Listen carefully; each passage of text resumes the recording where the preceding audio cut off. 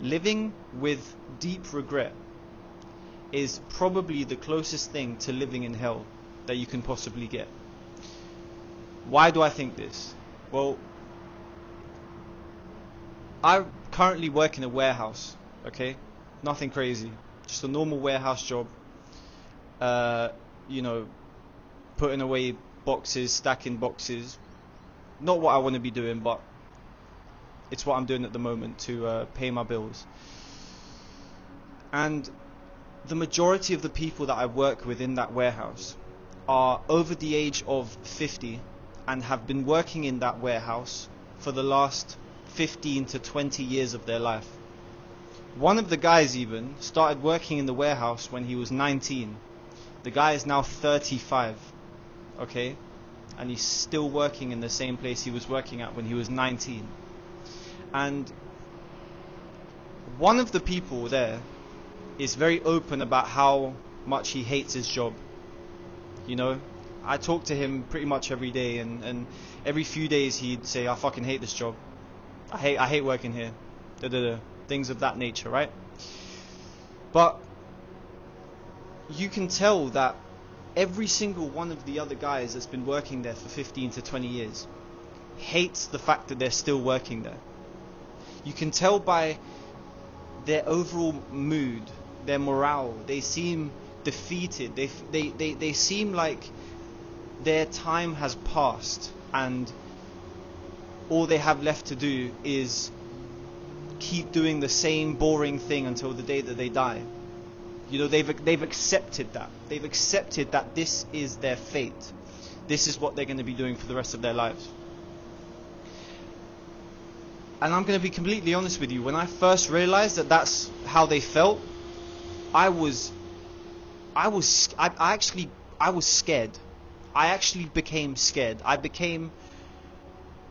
started questioning whether I was going to turn out like them.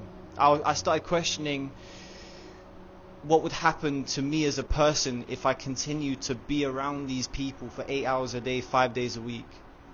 Because, you know, they say that you are the product of the people that you spend the most time with, right? I don't know how much I believe of that. I would contest that to an extent, but that's not the point. The point is, when I realized how defeated these people were and how much they'd given up on their lives, initially I was scared, but at the same time it sort of fueled the fire that I have inside me to push harder than I possibly thought I could push, because I do not want to end up like them, okay?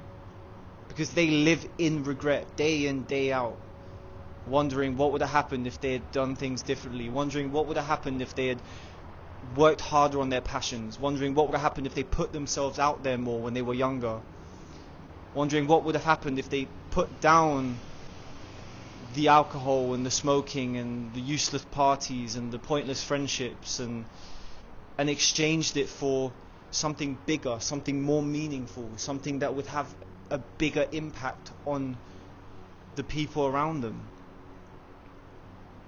You can see it in their eyes, and I'm telling you, it's a scary thing to look at. You might know someone who's like that, you know? They're moving into their elder stage of life. They haven't accomplished anything spectacular and they wish they had. You can see it in their whole demeanor, their whole face, that they wish they had. And that is something I would like to avoid at all costs. And that's why I'm coming on here talking about it today, because I want every single one of you to realize that living your life in regret, wishing you had done more, is possibly the worst thing you can possibly do to yourself, because you can't go back and change anything. There is literally nothing you can do besides accept that you've wasted your time. Now, of course, on the flip side of things, I truly also believe that it's never too late to start whatever it is that you want to start. It's never too late, you know? you have to have an ounce of realism, yes, but at the end of the day, if, like many of us, you want to be famous and rich, you're going to have a better chance at becoming rich and famous when you're young. But I believe it's not the right ambition to have, regardless of your age. I think fame and fortune is a byproduct of doing something extraordinary. Okay, so you could argue that it's never too late to start if you have the right goals. Alright, which I just want to quickly touch on. Your goals should never be fame, fortune, wealth, superiority. Alright, your goals should never be superiority, because at the end of the day, it's arrogant, it's greedy, and it's selfish. And it doesn't make you a particularly good person if all you care about is how much money is in your bank account and how many people know and idolize you. That shouldn't be your main goal. What your main goal should be is to have the best possible effect on as many people as possible. You should want to set out to do something because you want to change the lives of as many people as possible for the better. That should be your goal in anything that you do. And naturally, you will be liked by many. You will receive, you will receive money. You will receive everything you've ever wanted if your primary goal is that of others, not you. Helping other people, making other people feel happier, making other people live better lives.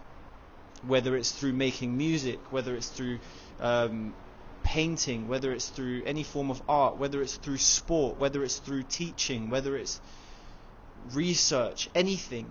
Your primary goal should be to help others, not yourself. Put yourself to the side and worry about helping other people. And money and popularity is going to come to you naturally. But if you set out to be famous and rich, it's shallow, it's not, it shouldn't be all you care about. So if you are 55 and you work in a dead-end job and you wish you had done things differently, obviously you're not going to be able to turn your life around and become famous and rich.